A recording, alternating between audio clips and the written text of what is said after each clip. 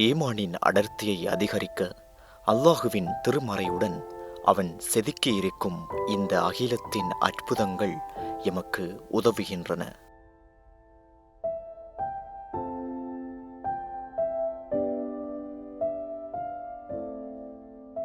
முப்பது வருடங்களுக்கு முன்னால் மருத்துவ மாணவனாக வைத்தியசாலைக்குள் நான் காலடியை பதித்த அந்த காலப்பொழுதிலே ஆபரேஷன் தியேட்டருக்குள் முதலாக சென்றிருந்தேன். அன்று நெஞ்சறை திறக்கப்பட்டது. இதயத்தின் கவர் தெளிவாக தெரிந்தது. அந்த இடத்திலே இந்த இதயம் அல்லாஹு தாலா எவ்வளவு அழகாக வடிவமைத்து அதனை பேக்கிங் செய்திருக்கின்றான் என்பதை நான் எனது கண்களால் கண்டுகொண்டேன். Doctor Rais Mustafa London Harley Street வைத்தியசாலையின் அதிதீவிர சிகிச்சை பிரிவின் பொறுப்பாளராகவும் இலங்கை ரஜரட்ட பல்கலைக்கழகத்தின் சிறுவர் நோய் நல பிரிவின் தலைவராகவும் சிரேஷ்ட விரிவுரையாளராகவும் கடமையாற்றி வருகின்றார். பல்வேறு சர்வதேச மருத்துவக் கழகங்களின் அங்கத்துவராக பணியாற்றும் இவர் தனது தௌவா பணிகளையும் சிறப்பான முறையில் நேர்த்தியாகவும் திட்டமிடலுடனும் முன்னெடுத்து வருகின்றார்.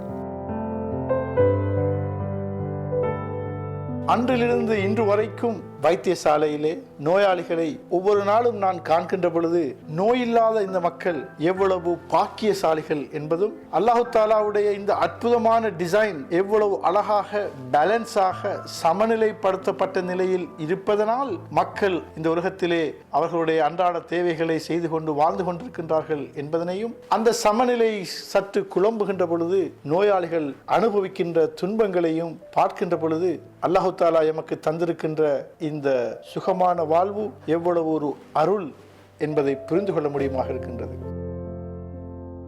அன்றாடம் தான் சந்திக்கும் மருத்துவ அற்புதங்களின் ஊடாக தனது ஈமானிய செறிவு அதிகரிப்பதை உணர்ந்து அதனை மற்றவர்களுக்கும் எத்தி வைக்க அவர் முயன்றதன் விளைவே எனது டைரியின் மறுபக்கம்.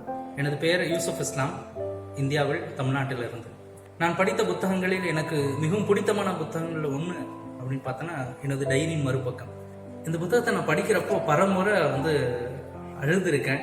இந்த புத்தகத்தின் மூலிமா நான் இறைவனுடைய நெருக்கம் எனக்கு அதிகமாக இருந்திருக்கு.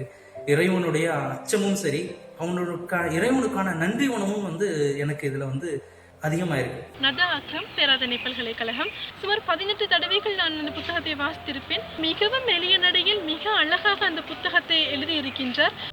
அல் ஹஸ்னாத் இதழில் தொடராக வெளிவந்த கட்டுரைகளின் தொகுப்பான இந்நூல் 10 பதிப்புகளையும் கடந்து தற்போது முதலாவது நூலின் ஆங்கில மொழிபெயர்ப்பும் 2வது பாகமும் வெளிவருகின்றன. Some people would call me a daddy's girl, and I have to say that's pretty true. My childhood memories are filled with me following my dad around anywhere and everywhere he went. At every single meeting, conference or lecture he would attend, one thing always struck me. Just how many people would comment on his book, Darian Marapakam, and how it motivated them to pray or filled them with content at the thought of how blessed we all truly are. Looking into their eyes as they spoke to my dad, their hearts filled with God consciousness, I realized just how much of an impact one book could make. I thought to myself, this needs to reach the wider world in a more universal language, so that more people could have that same feeling of God consciousness in their hearts. So, here we are, launching the English translation of Darian Marapakam, which is known as From the Diary of a Pediatrician, True Touching Cases. ஈமான் ஆன்மாவை நனைக்கும் அற்புத மொழிநடையில் அல்லாஹுவின் அற்புத பேராற்றலை எம்மோடு உரையாடும் இலக்கில் தீட்டப்பட்டுள்ளது எனது டைரியின் மறுபக்கம்.